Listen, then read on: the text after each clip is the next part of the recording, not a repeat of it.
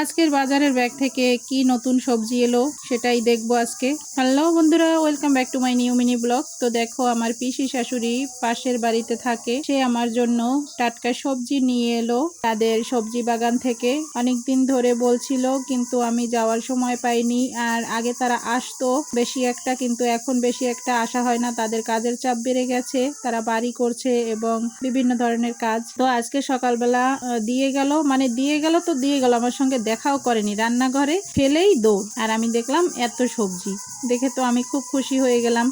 আমার আবার মাছ মাংসের থেকে সবজি দেখলে খুশি লাগে। আর এই যে দেখো, বাজার নিয়ে এলো স্বরূপকাঠি থেকে শাশুড়ির ছেলে।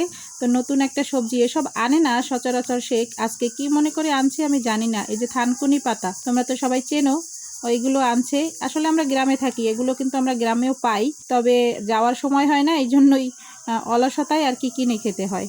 আর ভাজা যে মরিচ ঝাল ঝাল এটা, তারপরে এইটা হচ্ছে ঝিঙে ঝিঙে আনলো।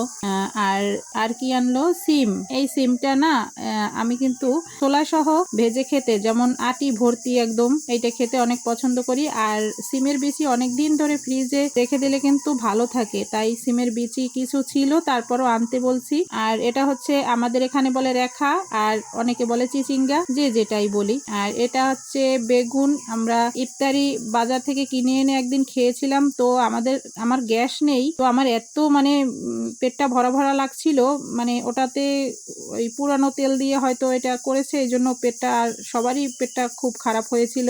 এই জন্য আমরা ভাবলাম যে ঘরে তৈরি করে খাবো, আর কিনে খাবো না।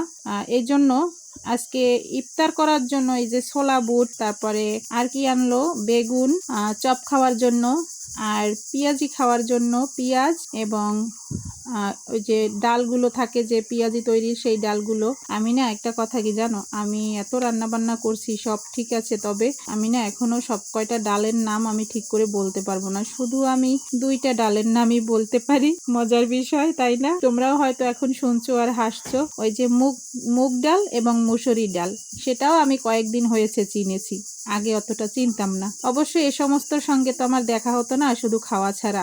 এই জন্য এখনো আমি অনেক গাছ চিনি না, মানে অনেক কিছুই চিনি না। কিন্তু তোমাদেরও এরকম হয় নাকি কমেন্টে জানাবে। আর দেখো কি আনছে, এই যে সেমাই খাওয়ার জন্য যে সেমাই আনছে। বাচ্চারা বলতে পারে যে ঈদ আসছে মা, সেমাই খাবো। তো সেমাইটা ওই ঈদ ছাড়াও কিন্তু আমাদের ঘরে সবসময়ই থাকে। আর এই যে দেখো পেঁয়াজ আর বেগুনের চপ খাওয়ার জন্য প্যাকেটের যে বেসন, খোলা বেসনগুলো কিন্তু একবার এনেছিল। বেসনটা আমি ঘরেও তৈরি করতে পারি, কিন্তু এখন আর অতটা সময় হয় না। তো খোলা বেসনগুলোতে কি হয় জানো, ওই যে বালি কিচকিচ করে কেমন যেন, এজন্য প্যাকেটের বেসন এনেছে। এই প্যাকেটের জিনিসগুলো নিরাপদ, ভালো লাগে। তো প্রিয় বন্ধুরা, ভিডিওটা লম্বা করব না, আজ এ পর্যন্তই।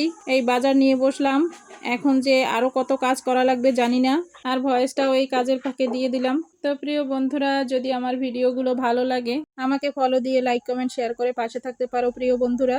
তো ভালো থেকো সবাই, সবার জন্য শুভকামনা রইল। Tata, bye bye. ভালোবেসে সখী নিভৃতে যতনে আমার নামটি লিখো তোমার মনে।